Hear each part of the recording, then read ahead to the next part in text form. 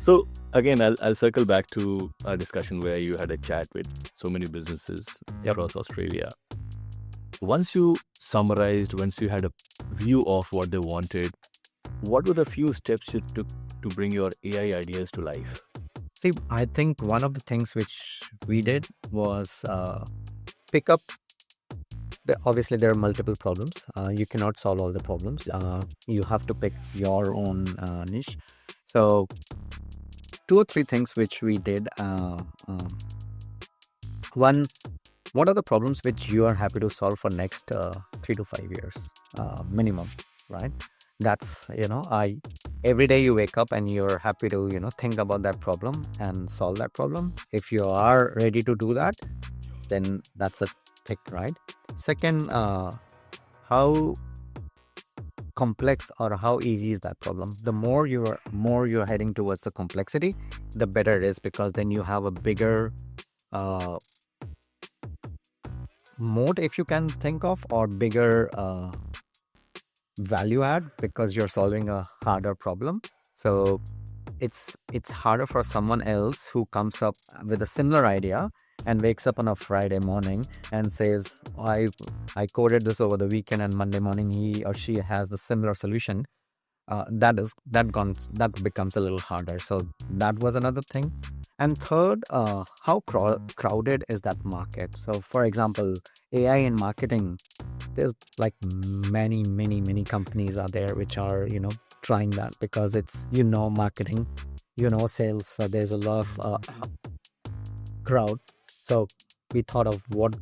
So once you have those three in your head and you can do a little bit of research on that, that's when you can make a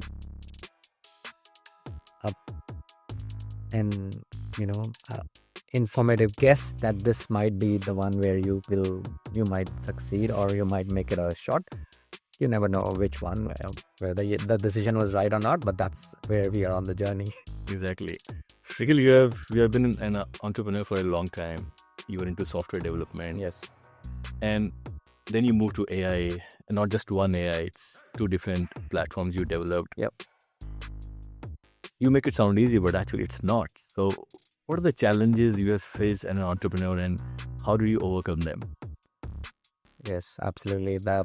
To be honest, I have had those moments where I thought, let's go back to the 9 to 5 world. At least there's fixed income. There's gonna be salary for things. Yeah. So yeah, no, it's not easy for sure. I can assure you that. Whoever says it's easy, it's not. Uh, but I think few things obviously help. Support from family is always a massive. Garima has been instrumental in pushing me and supporting me, and and kids as well. They have sacrificed almost never of our vacations, whether it's in India or anywhere else, has been a non-working holiday. I've always had my phone and laptop along with me, where I have gone on calls while they were doing things. So they have sacrificed as well, and Garima has been obviously instrumental. I think something which I realized, and this has been over a period of time, has been reflecting, is what I enjoy is when I speak to a business and understand their problem, and then we are able to solve that. That process is what provides me my energy. It brings back me the energy. It like revitalizes me, and that has been. Once I realized that was my turning point, and saying, yep, this is what I love doing, and this is what I will be doing. That's amazing.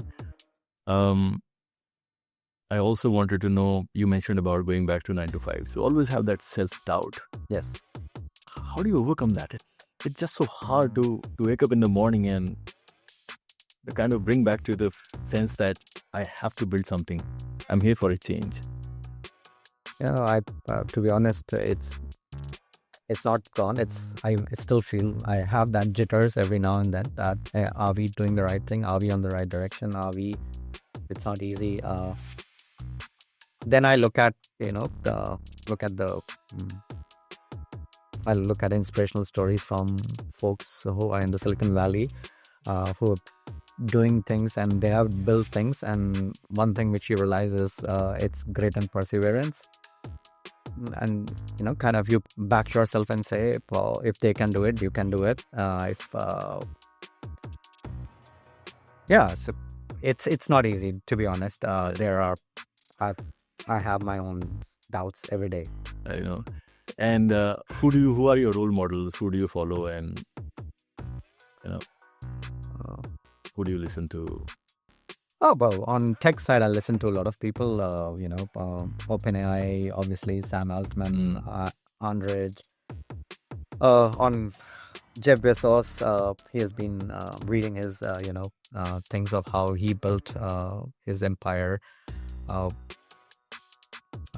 Nowadays, I listen to a lot of Nikl, who does this podcast, is amazing. He goes into a lot of detail about, especially the one recently with Vinod Khosla. That was very, I heard.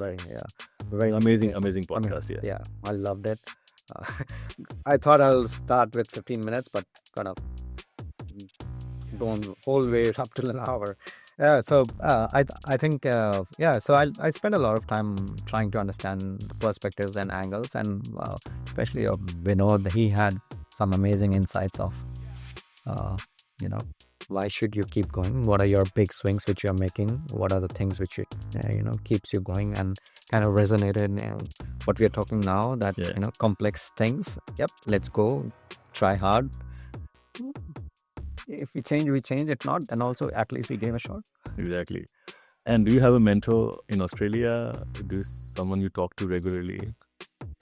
Not on a regular basis, but I have been very lucky that I'm I was youngest in my family, so I had very amazing mentors in my family, as my parents, my brother, sister, and my cousins. So I've been very lucky to have them as my mentors, who keep whom I keep talking to, and some of them have become pretty successful in their own journeys. So that has been my kind of go-to people whom I go and talk about things. Are you mentored to someone? Yes, I put conscious effort of being part of communities where I can be a mentor. I am doing mentorship to startups via StartMate, through my college alumni, to a lot of startups from my college. So yes, I try to be as much possible where I can give. Yes. So yes, answer is yes. Great. You come from businessman family, or? No, I was the first one in my family to start a business. Which makes it even harder. Yes, absolutely. For everyone in the family to understand and, understand the challenges and, support in different ways. So yes. Look, you do have tremendous support from Garima. Yeah. And for the audience, Garima is life partner, business partner, and Garima also runs an amazing podcast channel called AI Too Easy. So do find time to have a look at it. She's also trying to bring some good stories by bringing profound guests on her podcast. So do make sure you listen to it. Talking about failures, Nikl, I love to talk about failures. Yes, absolutely. Is there any particular failure that comes to your mind that has had a huge impact on you, positive or negative, and what it did to you? If you're comfortable answering that question. Yeah, no. Well, to be honest, I have had multiple failures over a long period of time. And business-wise, we have had deals not go through, deals fallen through, projects not materializing. And the reason I kind of realized is, and this is after, you do a lot of introspection, and, it's devils in the detail. High level, like a lot of people on YouTube say, you're building a new solution is easy. It takes 2 days, 3 days, and you can have a app out and ready. So it's only when you start going in the detail and starting understanding the edge cases, the challenges, the security, the privacy, the payments, the workflows. There's so much, and there were times when I kind of thought the team was ready, or the team had the ownership, and I kind of moved on to something else, or got busy with something else. And uh, no, it's you, it's your ownership. You are the one who's finally responsible, no one else. So you got to take the final call, and you have to have that ownership and understanding of details. So that was a lesson which I have learned quite a few times, and hard ways, which has impacted in multiple ways. So yes, I would say that's one major learning from that failure. And did that make you stronger? Stronger and more, I would say, I kind of spend a little more time thinking about things now. I became more reflective of, more introspective and reflective of how I do things. Yeah, great.